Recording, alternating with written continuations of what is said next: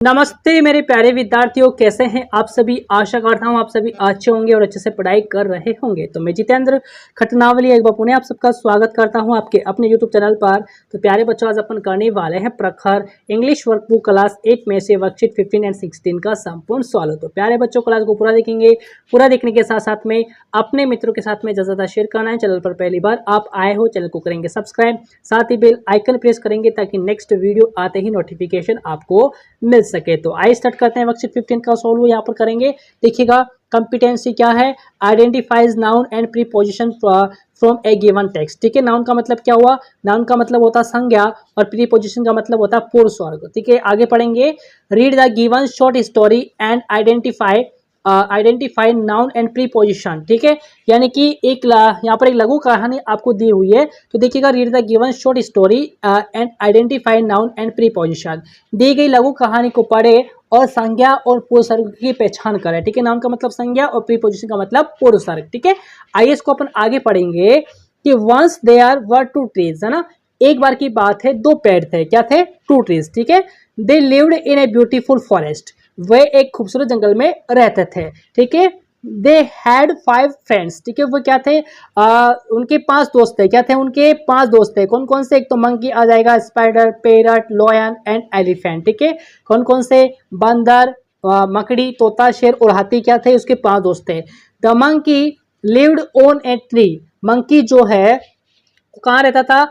पेड़ पर रहता था। ठीक है, मंकी पेड़ पर रहता था। फिर देखो यहाँ पर लोयन एंड एलिफेंट, है ना। तो देखिएगा यहाँ पर आता है आगे, लोयन inside the cave. लोयन inside the cave यानी कि शेर गुफा के अंदर। फिर स्पाइडर और ए वेब बिटवीन द ब्रांचेस। ठीक है, मकड़ी शाखाओं के बीच जाल पर रहती थी। फिर यहाँ पर आता है parrot in A nest below the highest branch and elephant under the tree. ठीक है, तोता सबसे ऊंची शाखा के नीचे घोंसले में और हाथी पेड़ के नीचे। ठीक है, तो ये रहते थे। फिर देखिएगा यहाँ पर आता है आपका वन नाइट यानी कि एक रात। ठीक है, one night the tree and their friends were having dinner. ठीक है, यानी कि एक रात पेड़ और उनके दोस्त खाना खा रहे थे।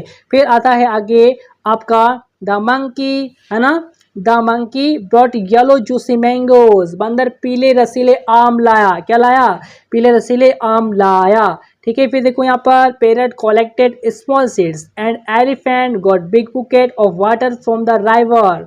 ठीक है, तोते ने छोटे छोटे बीज इकट्ठा किए और हाथी ने नदी से पानी की एक बाल्टी ली। दे ऑल कुक्ड डेलिशियस, है ना, all cooked delicious food and ate together. ठीक है, सबने स्वादिष्ट खाना बनाया और साथ मिलकर खाया। ठीक है, एवरीवन, है ना, felt very happy and slept with well that night. ठीक है, सभी बहुत खुश हुए और उस रात अच्छी नींद ली। अब इसको आगे पढ़ेंगे, अपन आगे सोल्व करेंगे। देखिएगा, फर्स्ट यहाँ पर पूछा गया है आपको नाउ। ठीक है, now right identified noun preposition and adjective form the story. ठीक है, यानी कि अब कहानी से पहचाने गए संज्ञा, पूर्वसर्ग और विशेषण आपको लिखना है।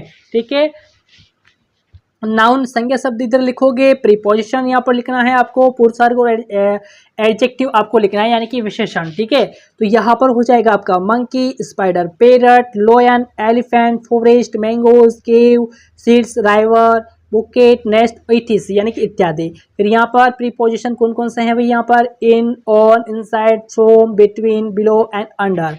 फिर विशेषण यहाँ पर देखिएगा, beautiful, 5, highest, 1, 2, yellow, juicy, small, big and delicious. ठीक है, तो ये सभी क्या हैं? आपके विशेषण शब्द यहाँ पर हो जाएंगे यानी कि एडजेक्टिव यहाँ पर हो जाएंगे। तो यहाँ पर आप लिखेंगे जैसे कि मैंने यहाँ पर लिखा है। ठीक है, आगे चलेंगे। देखिएगा, अगला है आपका वर्कशीट 16। देखेंगे यहाँ पर competency identifies prefix and suffix appropriately. ठीक है, देखो यहाँ पर प्रश्न पूछा है आपसे, चूज द करेक्ट, है ना, prefix from the bracket and write again. कोष्टक से सही उपसर्ग चुने और दोबारा लिखें। तो उपसर्ग चुनना है आपको। देखिएगा, अनेबल हो जाएगा, है ना, disagree, dislike, unhappy and impossible. ठीक है, आगे देखो, यहाँ पर आपका हो जाएगा रिप्ले, है ना, आपकी ट्रे कलर, अननाउन, है ना, इरेगुलर, और यहाँ पर हो जाएगा इलेगल। ठीक है, तो इस प्रकार से आप करोगे। आगे चलें, आगे देखो आपका आता है एड द सफिक्स, है ना। क्या है यहाँ पर? Add the suffix